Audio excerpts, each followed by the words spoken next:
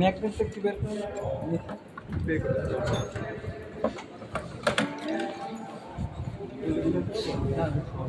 আগে এগুলো হ্যাঁ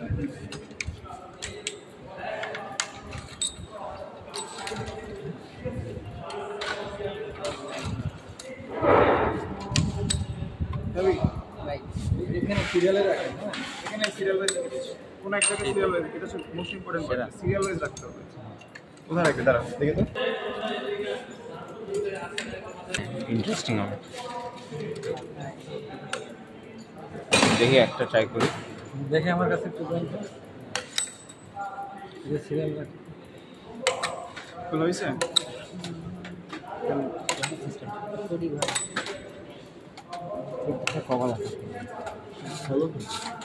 এটা হলো এটা হচ্ছে ক্যামশাফটের উপরে থাকে এটা খুলবে এটা তো লাগানো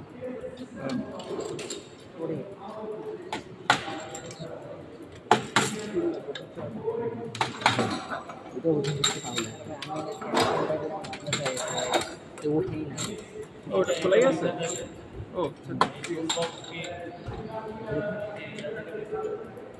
হ্যাঁ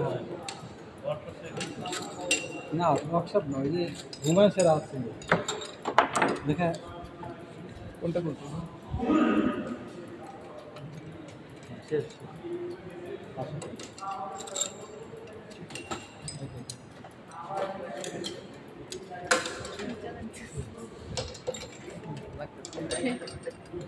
satisfying actually totally men's content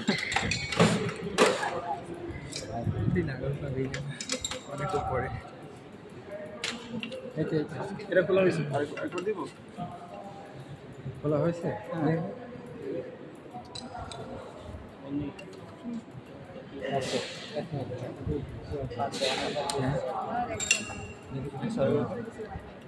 সেই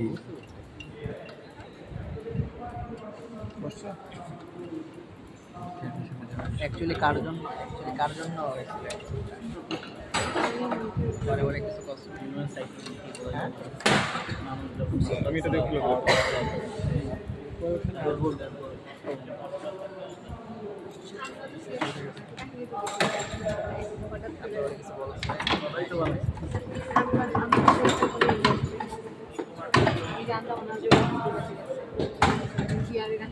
আচ্ছা ওকে রাখুন দেখুন এই যে এইটাই খিলা এখন এই যে না হ্যাঁ বড়টা ইনলেট ছোটটা হবে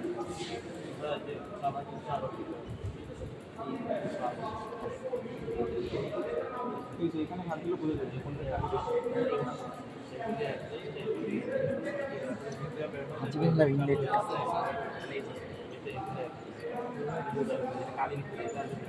স্যার ইনলেট না বড় হয় না কালি যেটা আমি সেটাই আচ্ছা এটার একটা কনসেপ্ট আছে কেউ বলে যে ইনলেট বড় হয় এক্সস্ট দিয়ে হয় এটা বহুতই পসিবল কোনো ইঞ্জিন করে এমনভাবে ডিজাইন করে যেমন টার্বোচার্জার যদি হয় তুমি হাই প্রেশারে ঢোকাচ্ছ তোমার খুব বেশি বড় দরকার না তোমার অলরেডি প্রেশার হাই তোমার তার মানে টেন্স অবস্থায় ঢোকাচ্ছ তোমার খুব বেশি ইনলেট দরকার না আর ইঞ্জিনের মধ্যে তোমরা স্যার হয়তো তোমাদেরকে বলছে কিছু আছে ন্যাচারালি অ্যাসপিরেটেড ইঞ্জিন কিছু টার্বোচার্জ ইঞ্জিন কিছু super charge engine naturally aspirated যেগুলি ধরো সামনের দিকে যখন যাবে গাড়ি তখন এটা স্পিডের উল্টা পাশে যে এয়ারটা হাই স্পিডে ঢুকতে থাকে তোমরা যদি ধরো গাড়ি চালাও জানলা খোলে তখন দেখো তোমার গায়ে বাতাস আসছে ওই বাতাসটা আসলে সামনে দিয়ে গ্রিল দিয়ে ভিতরে ফিল্টার হয়ে ভিতরে ঢুকতেছে যে এয়ার ইনটেক ম্যানিফোল্ড যেটা ম্যানিফোল্ড হয়ে ঢুকতেছে স্যার বোঝার চেষ্টা ভালো পায় কালি দেখা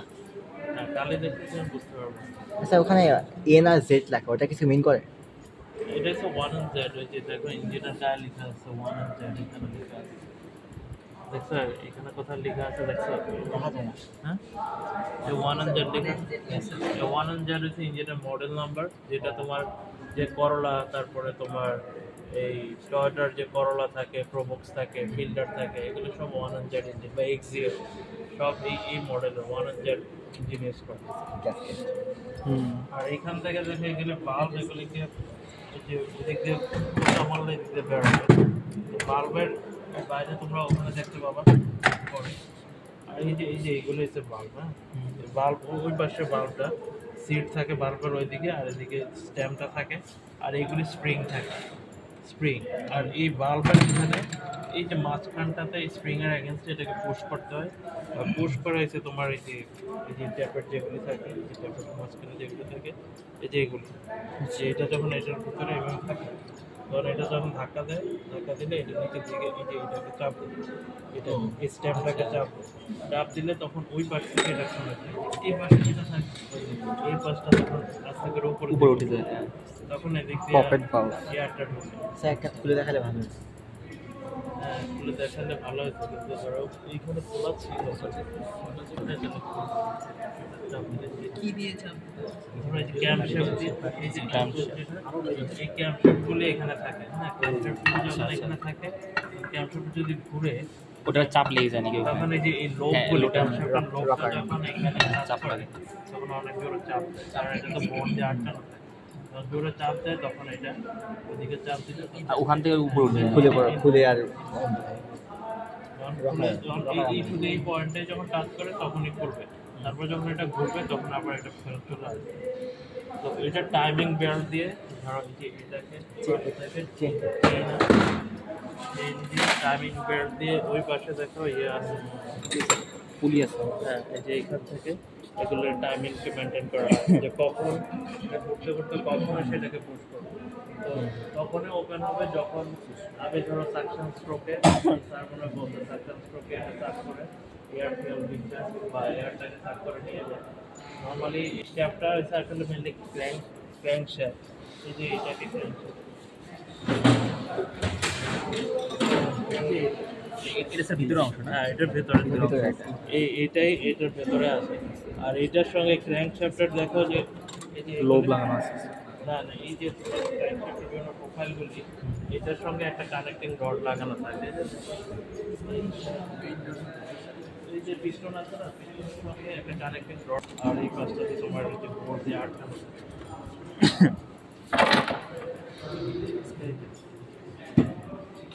এই যে দেখো এটা হচ্ছে কানেক্টিং রড, এই কানেক্টিং রডগুলি এটার সঙ্গে এভাবে আটকানো, ওই পাশে আরেকটা থাকে বেয়ারিংটা আর এই পিস্টনটা উপর নিচ করতে থাকে। আচ্ছা আচ্ছা আচ্ছা, এটা হচ্ছে সেই পিস্টন যেটা তোমরা এটা শেপ এটা না? এখন দেখো দুইটার মধ্যে কিন্তু ডিফারেন্স আছে, এটা দেখো এটার শেপটা এরকম, আর এটা দেখো অলমোস্ট প্লেন, এর মধ্যে অলমোস্ট প্লেন, আর এটা দেখো একটু কার্ভ আছে। সো এটা রিজাল্টটা কি? এই যে ভালভ যেটা পকেট ভালভ পাইপ ট্যাগের জন্য, আর এটা যায় একটা। এই যে দেখো এটা সেম টাইপের আর এটা ডিফারেন্ট টাইপ। নর্মালি তোমার এসআই ইঞ্জিনে এই টাইপের থাকে, আর সিআই তো আর সিআইতে এরকম থাকে। আর কারণ হচ্ছে সিআইয়ের মধ্যে এয়ার ফিউল মিক্সচারটা ভিতরে মিক্সিং করে, কারণ এয়ারটা আলাদা ঢোকে ফিউলটা আলাদা ঢোকে। যদিও আমরা এইটাতেও এখন মডার্ন ইঞ্জিনগুলিতে তাই করি, তো এটা মিক্সিং এর জন্য যখন এয়ারটা আলাদা ঢোকে ফিউলটা আলাদা ঢোকে, এটা মিক্স করার জন্য যত সোয়েলিং হবে, হ্যাঁ সেটা শুধু এয়ার থাকে। ট্রানজিশন যত হবে তত মিক্সিংটা বেটার হবে। যদি ধরো একটা এইভাবে ঢুকলো আর একটা এইভাবে ঢুকলো, দুইটা আলাদা আলাদা এইভাবে আসবে, তাহলে মিক্সিংটা বেটার হবে। হ্যাঁ কিন্তু ধরো যদি এইভাবে আসলে ওয়েল্ডিং ক্রিয়েট হয় তখন মিক্সিংটা বেটার হবে। এই জন্য এখানে সিআই ইঞ্জিনে এরকম যায়, এরকম দিলে তখন একটা এদিকে আসে এইভাবে এটা অলরেডি মিক্সড অবস্থায় ঢুকে এসআই ইঞ্জিনে, তাই এটা ফ্ল্যাট দিয়ে বা স্টিল তোমার দেখা যায় এরকম একটা শেপ, এরকম একটা শেপ। আর এই জায়গাটা মেনলি তোমার এই যে এইটার সিটের জন্য, আচ্ছা যে তোমার বাল্বের সিট জন্য বাল্বটা এখানে সেট আছে, বুঝতে পারছো? আর এইগুলি, আর এটার ক্ষেত্রে ওয়েল্ডিংটা হয় তোমার এইভাবে, আর এটার ক্ষেত্রে যে এরকম এরকম করে হয়, এরকম করে। তো দুইটা ডিফারেন্ট ওয়েতে হয়। আর এখানে তোমাদের মেনলি যখন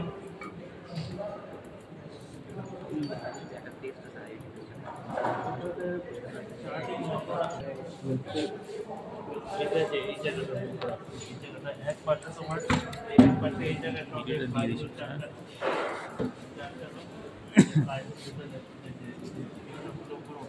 কিসের মধ্যে খুঁজতে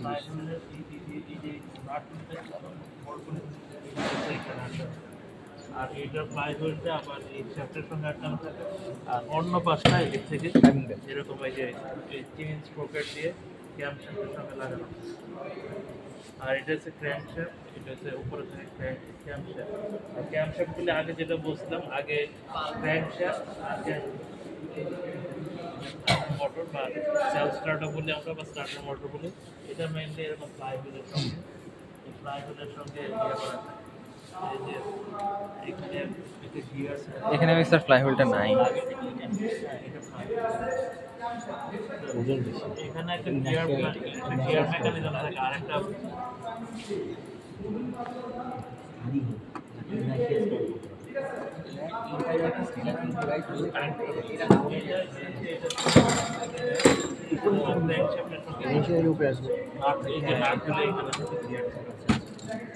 তো এটা মেনলি ক্র্যাঙ্কশ্যাফটটা, এই স্টার্টার মোটর মেনলি এটাকে ঘোরায় প্রথমে।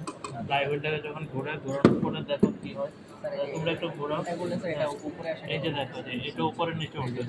তার মানে যখন এটা নিচের দিকে নামে, একটু যখন ঘোরাবা প্রথমে তখন তো গাড়ি অফ, যখন এটা ঘোরাবা তার মানে এটা যখন নিচের দিকে যাচ্ছে, তার মানে এটা নেগেটিভ প্রেশার ক্রিয়েট করতেছে, তখন সাকশন হয়, তখন বাইরের প্রেশার থেকে এটার ভেতরের প্রেশারটা কম থাকে, তখন এটা সাক করে। নেগেটিভ প্রেশারের জন্য ভ্যাকুয়াম সাক করে এয়ারটাকে নেয়, দেওয়ার পরে এই যে এটাতেও নেয়।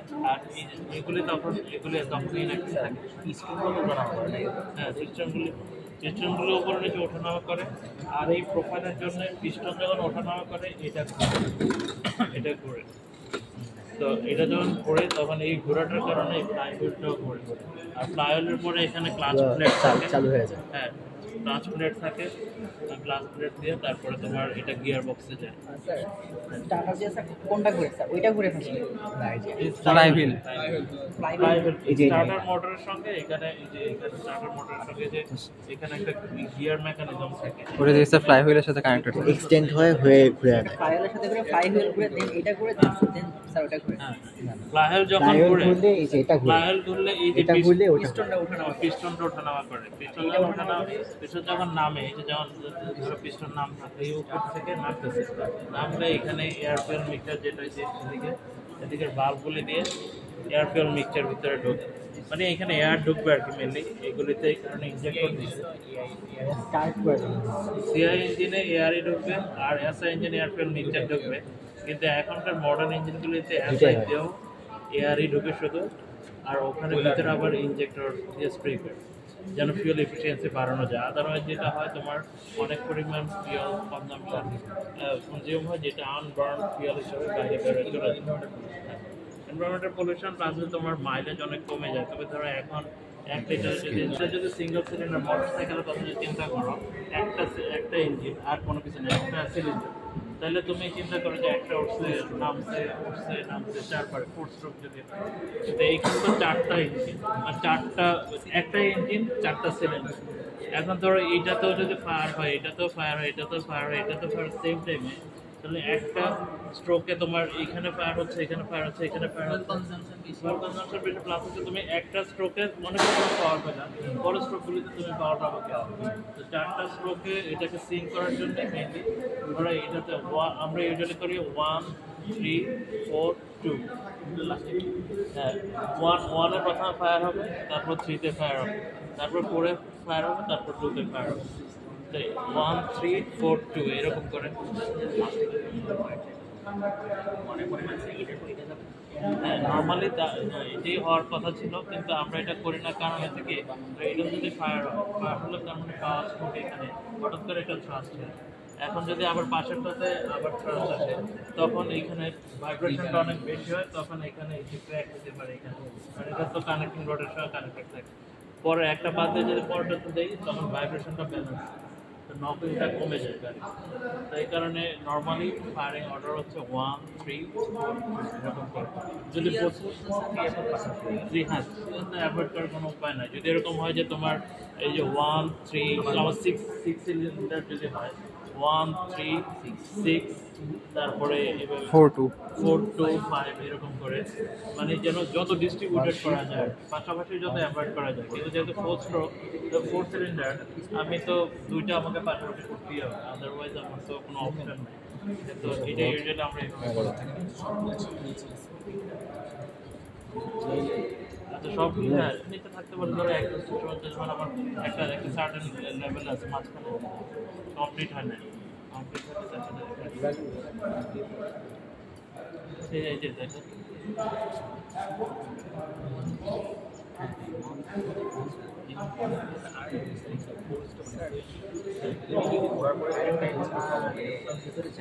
একসাথে স্ট্রোক হয়েছে একটা ফোর স্ট্রোক ইঞ্জিনের মধ্যে যে একটা সাইকেল আছে ঘোরা তো আবার একটা সাইকেল বাকি দুটো তোমার ইয়াতে সাইকেল মানে তোমার প্রথমে এই যে এটা এই যে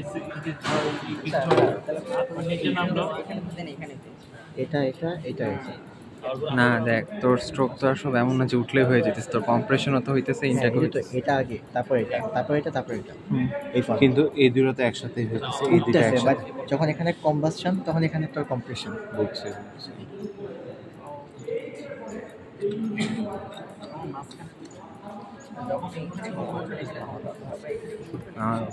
এটা ওয়াটার এগুলি গ্যাসকেট বলে আমরা গ্যাসকেট বলি। হ্যাঁ এগুলি এই জিনিসগুলোর নাম কি, এই যে গোল গোল এগুলি সিলিন্ডার, এগুলি সিলিন্ডার, এগুলির ভিতরে আবার লাইনার আছে, সিলিন্ডার লাইনার থাকে, ভিতরে আরেকটা সিলিন্ডারের ভিতরে আবার সিলিন্ডার থাকে। ও ভিতরে আরেকটা সিলিন্ডার, হ্যাঁ একটার ভিতরে আরেকটা পাতলা আরেকটা এই যে হ্যাঁ একটার ভিতরে পাতলা আরেকটা প্রেস করে ঢুকানো ওই যে গোল করে বাড়িতে ঢুকে দেয়। প্রেস করে ঢুকে। আর এগুলি হচ্ছে ওয়াটার জ্যাকেট আর কি, এগুলির ভিতরে পানি থাকে। আর পানি শুধু পানি থাকে না, স্যার পিস্টন রিংটা কোথায়? আচ্ছা এই যে এখানে দেখছি পিস্টন রিং, এটা হচ্ছে তোমার কম্প্রেশন রিং, এটা একটা কম্প্রেশন রিং, এটা যেটা দেখছো যে পাঁচ যেটা এটা হচ্ছে ওয়েল রিং। তো কম্প্রেশন রিং দেখবো যে এটা এরকম তো প্রেস করে ঢোকায়, তো এই যে একটা বার তো ওপেনিং থাকে ও রিং বলে যেটা, বাইরের দিকে ফোর্স এটা এটা যদি এদিকে ওটা নাকি কালকে নাকি দেখাবে স্যার বললো। স্যার এই সিলিন্ডারের ভিতরে একটা ইয়া থাকে না, জায়গা থাকে না, একটা রাবার টাইপের একটা জায়গা।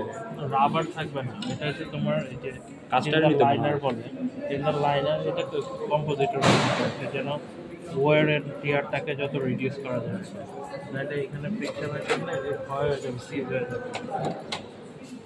আর কি যেন জিজ্ঞেস করতেছিল, আচ্ছা কি ম্যানিফোল্ডের কথা জিজ্ঞেস করতেছিল কে যেন? এই যে দেখো ম্যানিফোল্ডের, এই যে ম্যানিফোল্ডের এটা ওপেনিং ম্যানিফোল্ড হয়েছে এদিকে, ওই যে ওইগুলো ক্যাম্পশেফট টাইমিং বেল, এই না আছে যেটা টাইমিং লম্বা সাইকেল টাইমিং জি লম্বা সাইকেল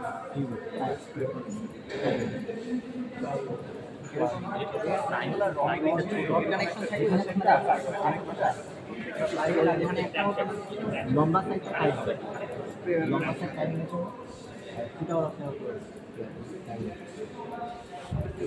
সবগুলো পার্টের নাম স্পেশালি পাম্পগুলো, এটা সবচেয়ে ঝামেলা বের এই যে পাম্প এটা ভেতরে থাকে, এই ফিল্টারের থ্রুতে পাম্প, এটা হচ্ছে খোলা নাই। আর স্যার পাম্প ঘুরাই তাহলে সে আমি যে এখান থেকে পাম্প আছে একটা একটা ইনটেক এগুলো হচ্ছে পাম্পের, এটাও ভিতরে এখানে ফিল্টার করা, আর এখানে দেখো যে এয়ার আছে, আর এখানে দেখো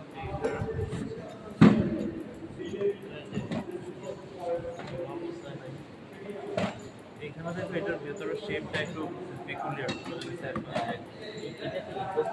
এটা ইনটেক প্লাস্টিক হলে ইনটেক, ইনটেক প্লাস্টিক এক্সাক্ট লোহা সবসময়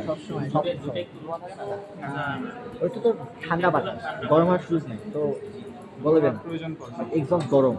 শেপটা দেখে তো মনে হচ্ছে ওটা ইনটেক না?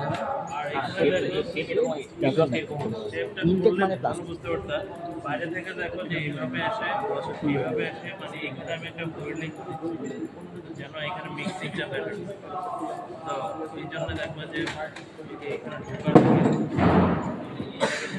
আসতেছে, এই যে দিক দিয়ে আসতেছে মেন, এইটা যখন আসে এদিক দিয়ে আসে এদিক দিয়ে ঘুরে তারপরে স্যার স্যার এই দিকে আমি জানলাম স্যার এয়ার ঢুকলো তাহলে স্যার অয়েলের সাথে আমি ইচ্ছা করবো না নাকি স্যার এয়ারে না না আমি তো এই যে এইখান থেকে যে মানে স্যার এর ভিতরে এয়ারটাই মিক্স আপ হচ্ছে এয়ারটা মিক্স আপ এদিক দিয়ে বের শোন হচ্ছে কম্প্রেস হয়ে যাওয়ার পর ইনজেক্ট করে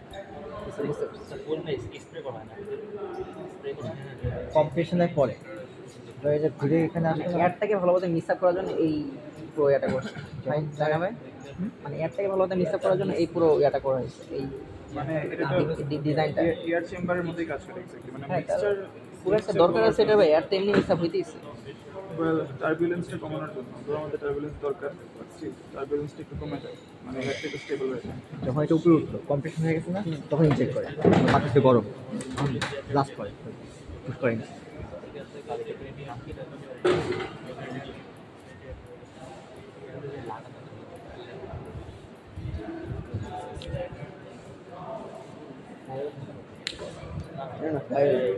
এটা ওই যে ওই সাইডে লাগবে ওই সাইডে এই জায়গায় ওই চেনটা না চেনের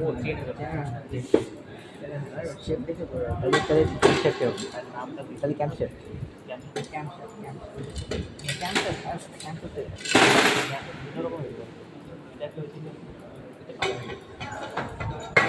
মোস্ট অফ দ্য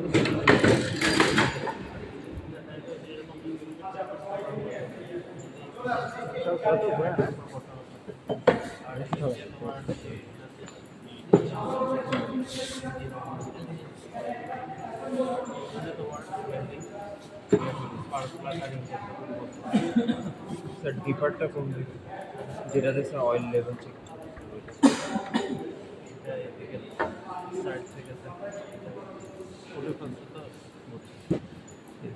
বাট এটার মধ্যে সাইডটা কোথায় লাগে এইখানে বললাম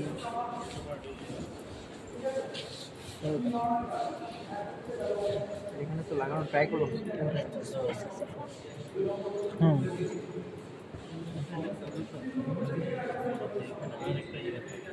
120 জিবি ফ্যাক্ট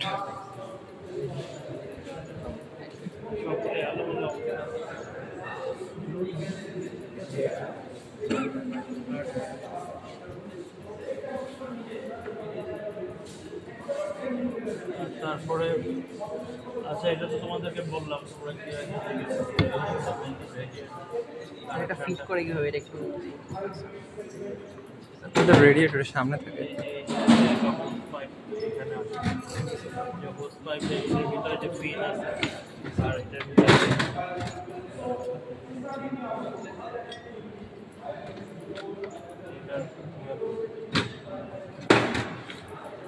ল্যাবে নোটস দাও কি দিয়েছো গান একটা দিয়ে আসবে একটা দিয়ে বের হবে দুইটা পাইপ এইদিকে দুঃখিত একটা দিয়ে যখন হাই পা ব্যথা করতেছে একটা দিয়ে আসবে আবার তখন এই যে এইটার পিনের ভিতরে এটা যখন অন হবে তোমার এই যে ফ্যান যখন অন হবে তখন এখানে হিট এক্সচেঞ্জের মতো কাজ করে এটাতে কোনো প্রেসার ইউজ করে সমস্যা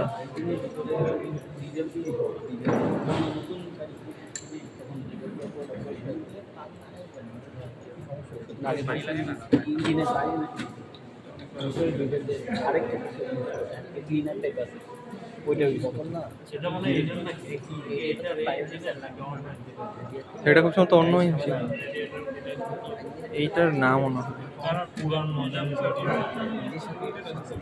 লাইব্রেরির সাইড থেকে আছে টাইমিং সাইড এটা মনে হয় টাইমিং সাইড জানতে পারবি না তো